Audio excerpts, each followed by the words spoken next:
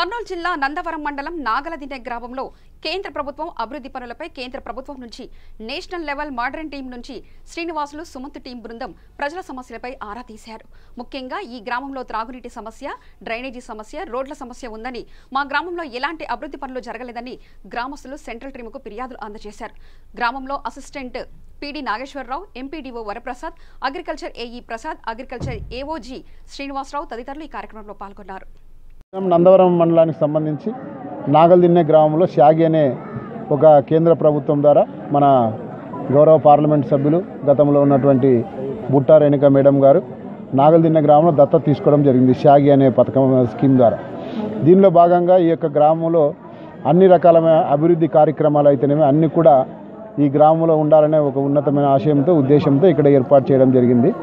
కానీ ముఖ్యంగా ఇక్కడ మనకి 2009లో భయంకరమైన ఫ్లడ్స్ వచ్చినాయి. మొత్తం గ్రామం అంతా కూడా మొత్తం మునకపోయింది. ఒక్క ఇల్లు కూడా లేకుండా మొత్తం గ్రామం అంతా కూడా మునకలో పోయింది. కానీ అప్పుడున్న జిల్లా యంత్రాంగం అయితేనేమి, ప్రభుత్వం అయితేనేమి వీరికి సపరేట్గా ఒక ఫ్లడ్ కార్ నిర్మించాలనే ఉద్దేశంతో దాదాపుగా ఒక 2 కిలోమీటర్ల దూరంలో ఫ్లడ్ కాలనీ దాదాపుగా 584 ఇండ్లు నిర్మించడం జరిగింది. అక్కడ నిర్మించిన తర్వాత ఇక్కడున్న గ్రామ ప్రజలందరూ కూడా ఆ 2009 తర్వాత మళ్ళీ ఎలాంటి ఫ్లడ్స్ రాలేదు.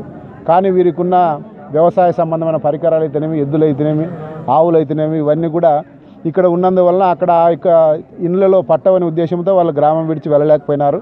కాబట్టి అక్కడ సరైన వసతులు లేవని ఉద్దేశము వీళ్ళ ప్రజల్లో కూడా ఉంది.